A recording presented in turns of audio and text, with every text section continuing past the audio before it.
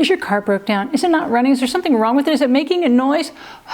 You've got to find a mechanic, but how? I've got some ideas for you today. Let's get started.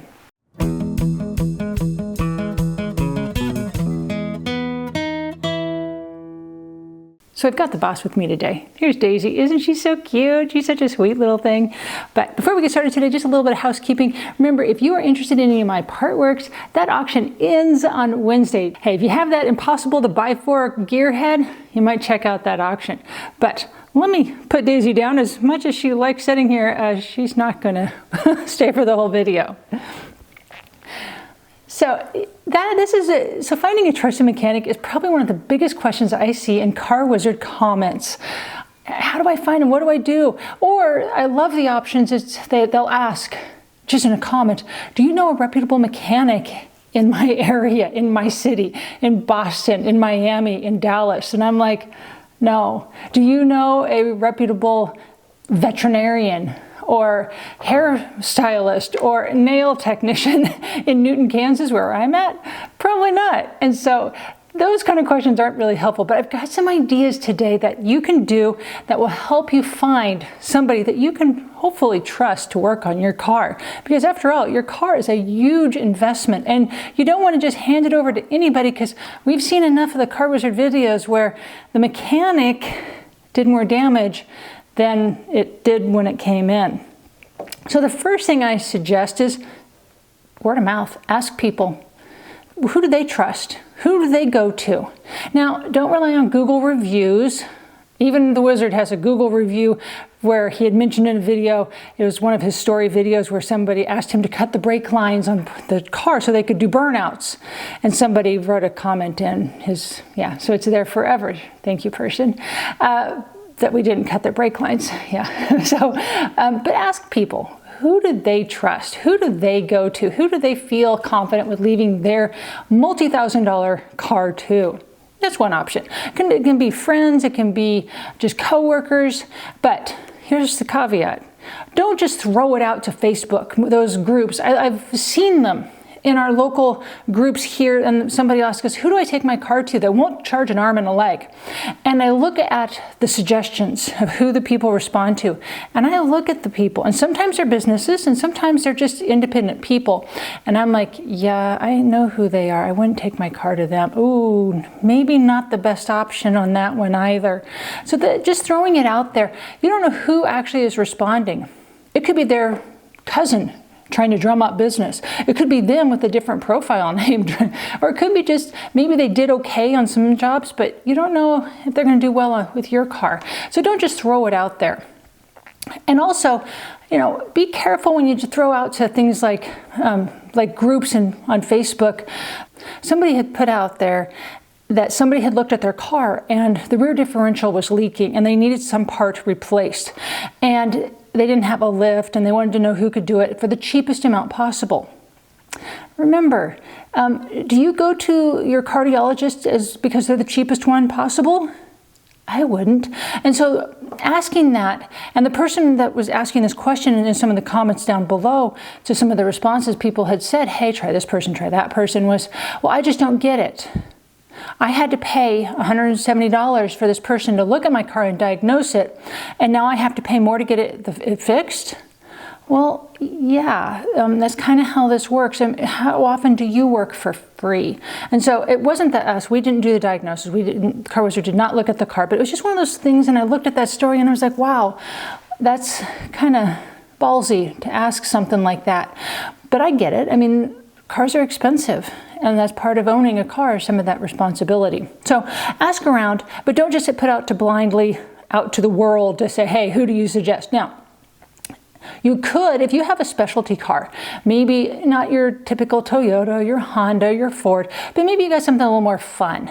Maybe like a BMW or a Mercedes or a Porsche, something you've that got a little fun car that you have, and you're like, well, I don't know if I trust it to the local guy down the street. Who do I go to?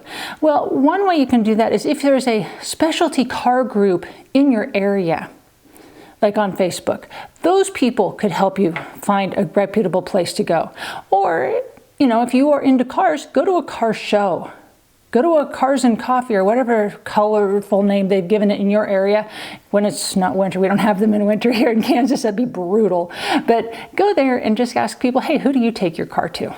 Again, it's word of mouth, knowing who you're taking your car to. So things to think about. Now, not every mechanic that is suggested to you may be the best fit for your car. Now, we know the Car Wizard does not appreciate BMWs. Even though I owned a Z3 for a while, and it was fun, and he was okay with it. But he doesn't always appreciate them. And it's not because that he hates BMWs inherently, it's just that they break so easily. The plastic that are in them, that as they age, they just get so brittle and it falls apart, and it's just frustrating. Every time you try and do some work, you're supposed to fix one thing, there's 3 other things that, kind of domino effect in that repair. And so, if he were to have somebody come in and ask for more than a simple little repair, maybe valve cover gaskets need to be replaced, he'd say, you know what, I don't think I would dig into this. You should take that to the Car Ninja in Wichita. That's who so even somebody you think, wow, they're a really great mechanic and I trust the Wizard, but sometimes we have our specialties and we need to know what those are. Conversely, if somebody has a bigger job that goes to the Car Ninja, like a Land Rover Discovery 2 that's had the head gaskets blown. Shocking. But if we have that, the car Ninja would be like, hey, that's not my specialty. Why don't you take that one to the Car Wizard and he'll work on that, and Wizard's done dozens of those. So he knows exactly what to do. So be prepared for not always having that one mechanic you trust all the time. Another thing is, okay, so now maybe you've got a couple of names of some mechanics in your area that you want to work with. Okay, are you going to just send them and say, hey, rebuild the engine? Probably not. When you get a new doctor, for example, maybe your family practice doctor, do you go in there for major things? No, you go in there, they usually want to see you for a checkup, just a normal evaluation of what is your normal health. And that's what you probably should do, and that's called an oil change. Yeah, have your car just scheduled for that new mechanic with something simple, a small little repair, and take it to them for that oil change and watch what they do. Is it professional? Is it done well? Do they come back with this list this long of items that need to be repaired? And you're like, I didn't know my car was having those kind of issues. Now, it doesn't seem unlikely that maybe your car might need something else addressed, but probably not 20, unless maybe you have a bit of a beater. Then it's possible, or your last name is Hoover. Then it's very possible that you may have a long list of items that you have to get repaired. But check in there. One of my former coworkers, she would bring her car to us because she was like, you know what, I trust you guys.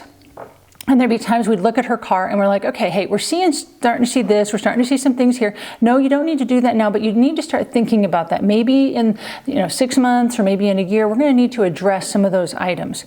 Maybe needs like new CV shafts or maybe new struts or something like that. We're not talking rebuilding engine, we're not talking major repairs because she didn't have problems.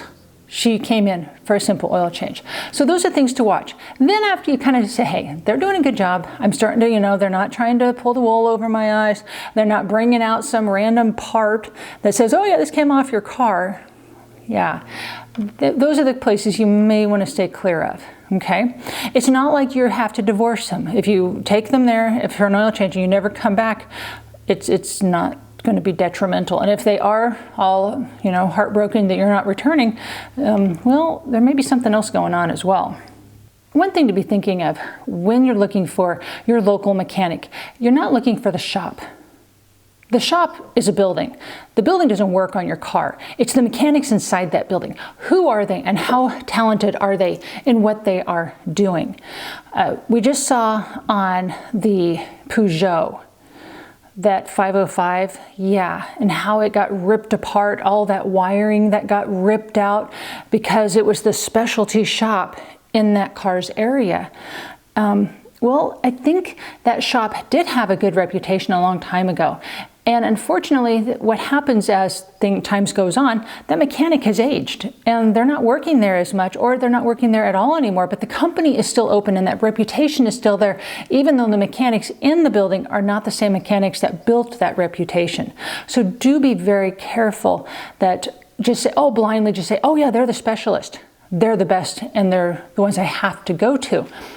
It doesn't, they might be good and they might have been good, but you need to do that simple test again before you get all of the wires ripped out. Another thing to consider is if it's a new mechanic, take a look at the outside of the building. There's several mechanics here in town, and I drive by and I'm like, wow, that car's still sitting out there. Oh, wow, that car is still sitting out there. Wow, it's been a year and that car is still sitting out there. Why? Why is that car still sitting outside of that mechanic shop? Did the customer abandon it? Did they approve a repair and not be able to afford it? What's going on? A lot of times if you see something like that, one thing you can do is go to Google Street View, and you can look at dates of when they actually went and drove by. I wonder if you can actually see that same car from time to time. Maybe go when the business is closed, maybe on a weekend or after hours, and kind of not to touch the cars. We're going to be just looking at them, but just walk by some of those cars that are out there. Are they encased in crud? Just have been rained on and dirt blowing on them, and rained and dirt and snow and crap, and just does it look like they've just got a layer of grime? A layer of grime doesn't happen in a week. It happens in months and months. So take a look. It doesn't mean a car or two outside the business isn't a bad thing. It just means if there's a whole bunch of them out there, why aren't they getting fixed, and why aren't the customers coming and getting them? So one thing to think about is once you've found that mechanic, you've given them those small jobs, you trust them, the place doesn't look like it's, one step away from a junkyard, you trust the mechanics that are working in there, try and build a bit of a relationship with them. Try and, not to, invite them out to drinks or anything like that, but participate in when there's a repair. Don't just sit there and drop it off and then, pay over the phone and pick the car up when they leave the keys under the mat, kind of a situation. You never see them. Talk to them. Know what's going on. Ask questions if you need to. Say, hey, does it look good under there? Is there anything I need to be worried about?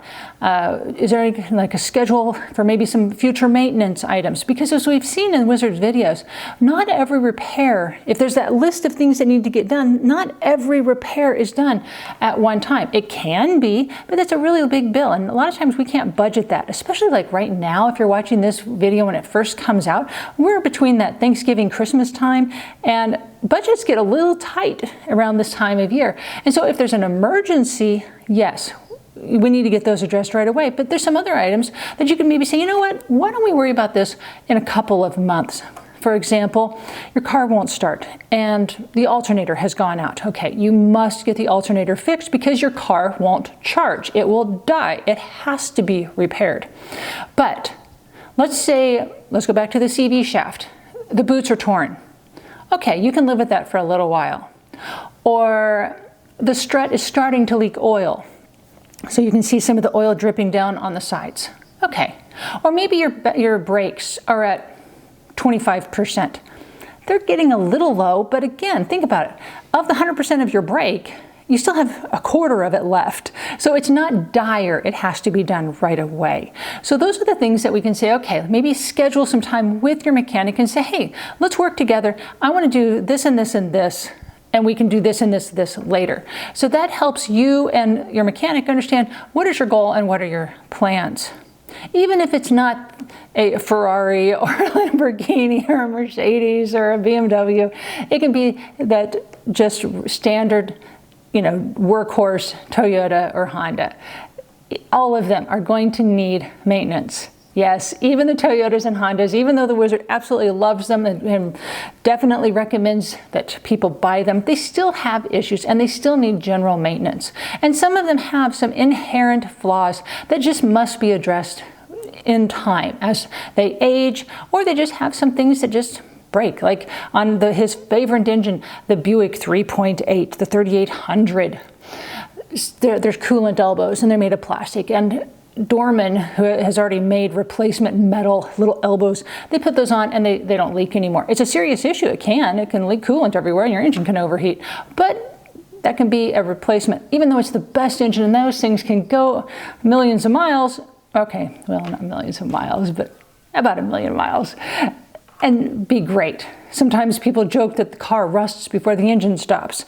So things to think about when you're getting that mechanic. The other thing to think about, when you get somebody you trust, don't screw them over. Don't just sit there and don't try and nickel and dime them for every little bit. Don't email or call in and say, hey, I bought the part, can you just put it on? And I want to stand and watch you. Okay, Wizard just had somebody, demand to do that. It's like, okay, well, we don't do that. We can't work that way. And just because we start a car, typically what happens when a car comes in, we finish a job that we are working on. We pull the car in. What's going on with it? What needs to be done? Even if the customer has provided the car. And let's say it's one of his really good customers like Eurasian Bob. And Bob will bring us parts because some of his cars are pretty unique, like the Fuego, for example, or his Citroen XM. Those parts are really hard to get here. So he'll bring the part to us, but he doesn't stand over us and watch. That doesn't happen. So let's say it's him.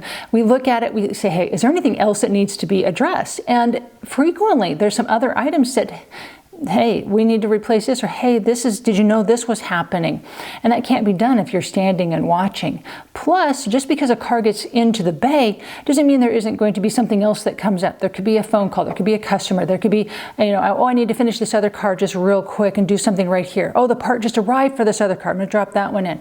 It's not that when the car enters the bay, they work on it solid until it's all done. It happens sometimes, but sometimes things happen. Lunch can happen.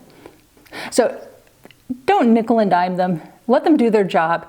If they are overpricing, you can always just decline the job. You can always just say, hey, you know what? I can't budget that right now.